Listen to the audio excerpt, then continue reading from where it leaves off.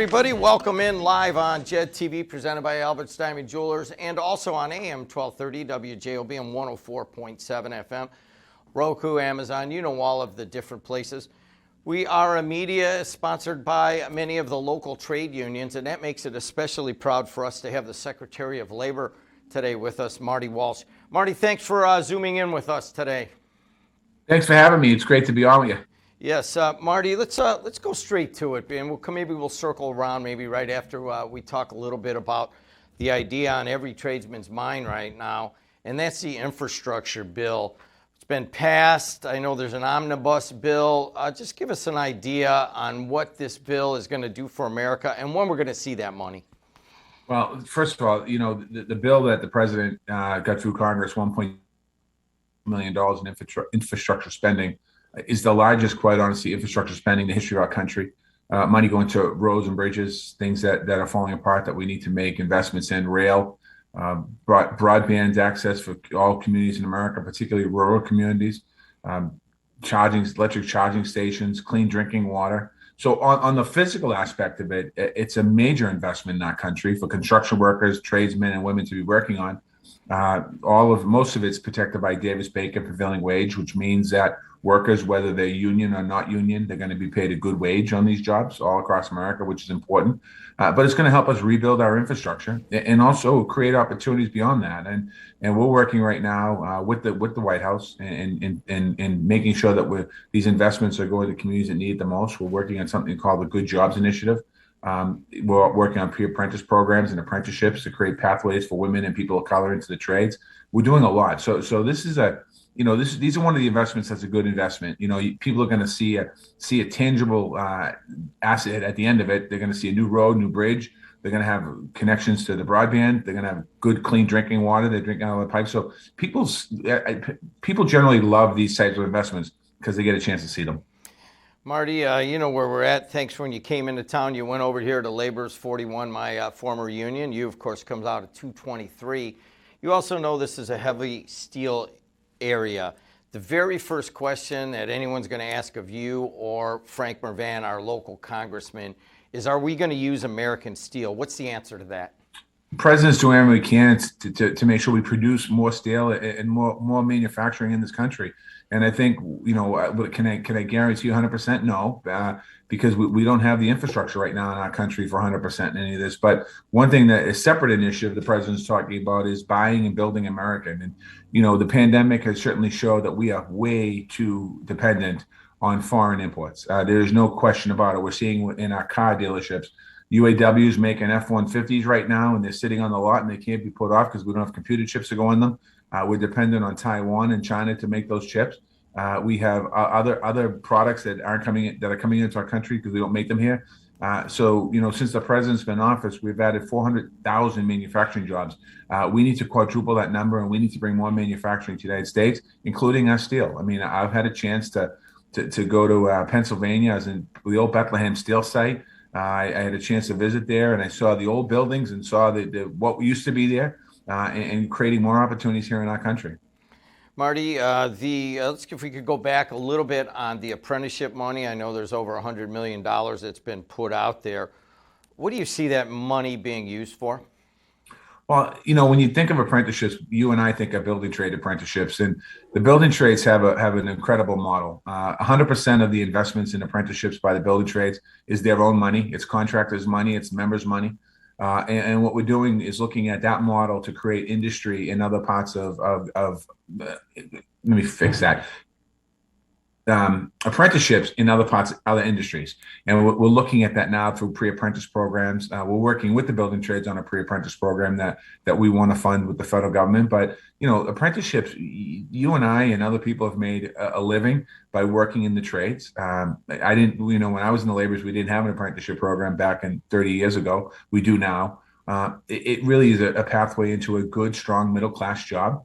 That people can earn a good living, can get a pension and annuity and health care. And quite honestly, it doesn't discriminate. Men and women who are laborers or iron workers or whatever trade they are, they get paid the same amount of money. And we want to create more pathways. So the apprenticeship money from the federal government, I'm taking the model from the building trades and trying to apply it across different industry. Well, I guess that leads into my next question. You come out of the building trades, head of the building trades for the Boston area. I've actually got the local building trades guy coming on here on Thursday. You president of the laborers.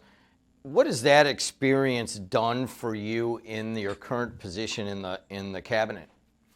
Well, the whole thing. I mean, my father joined Laborers Local 223 in Boston in 1956, and from the time I can remember till now today, that union stood for something, and those numbers stood for something, and it's helped shape me as an elected official. It's helped shape me as a head of when I ran the building trades. It's helped shape me as a Secretary of Labor, understanding, fighting, and supporting workers' rights. I've also learned along the way of being a union member of working with developers and contractors and advocating on behalf of people. And I think that people generally tend to think that if you're a union member, you're against business. That's not the case. If you're a union member and we're smart about it, we need business, because if we don't have contractors and we don't have developers, we don't have work. And so I've learned an awful lot through growing up in the labor movement. And plus, it's given me everything I have today. The fact that I'm on here talking to you as Secretary of Labor would not have been a reality if it weren't for the labor movement, and particularly for Labor's Local 223 in Boston. We're down to about 10%. I think the latest 10.3% of workers being union or somewhere around there. You have made it clear that you would like to make it easier for people to organize, or at least make it fair for people to organize. Starbucks, Amazon, some of these other folks have had some pretty deep tactics on breaking up organizing. What do you want to see happen in the next couple of years in terms of organizing? Well, the president has filed the PRO Act for unions, for people to be able to join a union without interference. The president also filed the Public PRO Act. I was vice chair of the Workers Empowerment Task Force, where the chair was Vice President Harris. So I think that increasing union density does create a pathway into the middle class. But also organized labor. I've said this to leaders. Organized labor needs some work to do. They're the ones ultimately who have to organize. And I think that there's an opportunity at this moment in time where recent polls show that 70% of the American people are looking favorably upon labor unions. That's the highest it's been in about 50 years.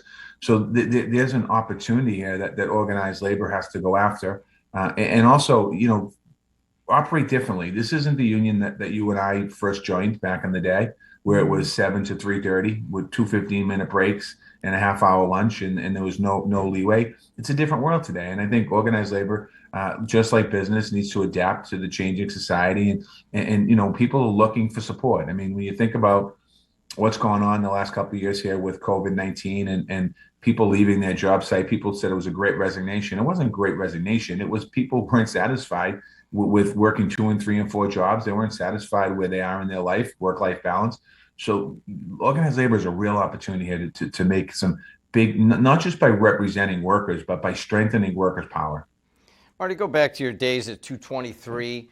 Anybody stick out as somebody who brought you along and served as a mentor to what organized labor can do for America? Yeah, my Uncle Pat. Who happened to be my godfather as well. He was the financial secretary of the union, and he became the business manager. And when I was a little kid, he brought me up to Union Hall, and he just fought for the members and fought for more jobs and opportunities and for their health care and pension benefits and annuity, things like that. And he was a guy that he represented the organized labor in a very different time in the 70s and 80s and early 90s. But he's a guy that I followed and I watched very closely, and I learned from my uncle, and I learned, I often tell the story. In my kitchen on Sunday nights, my uncle would come over with my aunt and with my father and mother to be in the kitchen talking, and they'd be talking about work, and most times it was bad. And they were talking about how somebody who might have had enough hours for healthcare would take a layoff so somebody else could get the hours. Yeah, we had a little bit of a halt there on their end on the Zoom, and we'll get Marty back here in a second. But we are talking. Anybody's a union member on this today. If you look at the charter in your union hall, the charter of the people that started these unions, those are the people we should be looking up to. Talking to Marty Walsh, Secretary of Labor. Marty, we know you came out of the trades. You the trades especially are very proud to have you there. Is there anything else you'd like to say to Northwest Indiana? No, just keep up the great work. You have a great congressman in Frank. He's a great friend, and we speak a lot. We talk a lot about the unions and about workers' rights, and there are going to be some other people on this too that might not be union members watching. And message to all of you: you deserve to be treated fairly. People at this moment in time, President Biden is talking about building the middle class out and the bottom up, which means that people that are in the middle class, opportunities to do better for themselves, and folks that haven't had a chance to get into the middle class, get in the middle class. That's what this administration is all about. That's what the Department of Labor is about, Commerce, and the rest of us. We're about creating pathways and opportunities for people. And, for too long, we haven't had a middle class in this country.